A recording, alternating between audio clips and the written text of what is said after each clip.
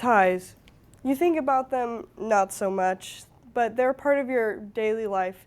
You see them with businessmen or the fashion of today.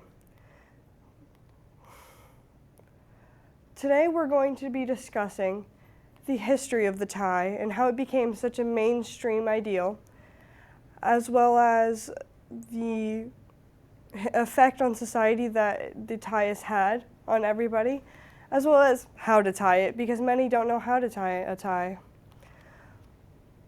To tie us back in, we're going to look back at the 1600s. During the 1600s, a Croatian merchant gave the French people scarves as a way to keep their shirts intact and together. As during this time period, it was very well known for being very windy and very dust-filled. This caught on.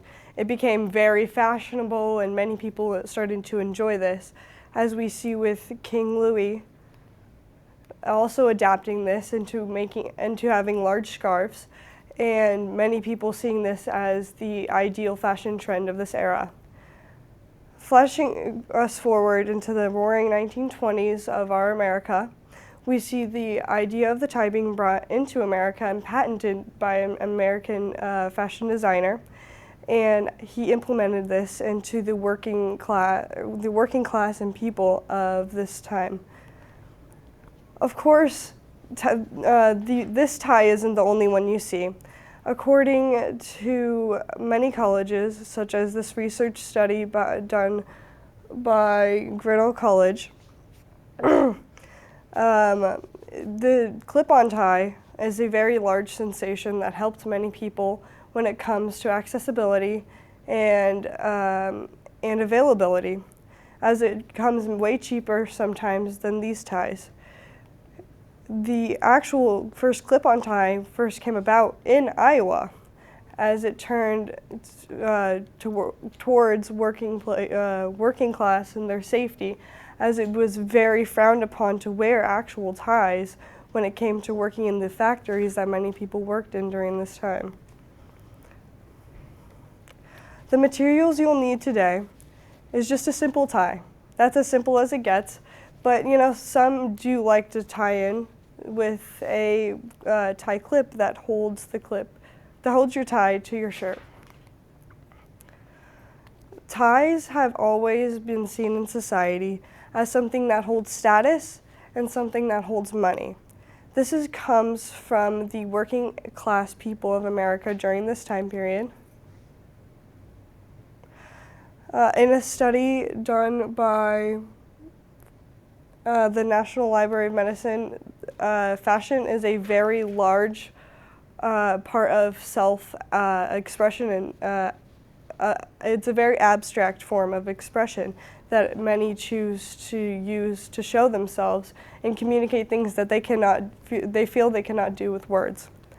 We see ties being changed and put into different modern types of fashion, which clashes with the more old-fashioned ideal of what a tie should be used for and is currently still being used for. Of course, the tie has many other benefits, though. In last case scenarios, we see it being used as a tourniquet, which is due to its absorbent abilities and its ability to tie really tight, because in the name, it is a tie. And of course, now we're going to get into how to tie a tie. According to tieatie.net, the Windsor knot is the easiest knot that one can learn when tying a tie. So you're going to take your tie, and you're going to put it around your neck, obviously, but you're going to make sure this thinner side goes down to your rib cage. You're going to tie and cross the larger side across the thinner side, and you're going to pull it back behind this thinner side so it forms sort of a right angle when you look inward. And you're going to know this is right when you can pull it straight and you see the backing of the tie. You're going to mirror this on the other side so that you see the front half now. You see now that you made like a little divot in your tie, and you can pull this larger part through like a fold and slip it right directly into that cross that we just made.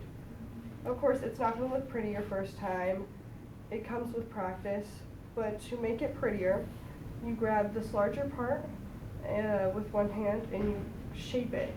And then to shorten it, you pull it up to your neck so that it lays closer to your neck, or you pull it down to take it off. Of course, this can be reused and you can re-put it on. You can re-put it on many times and reuse it.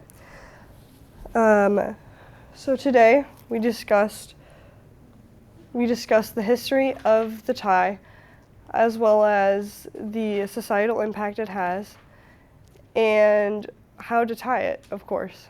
Thank you.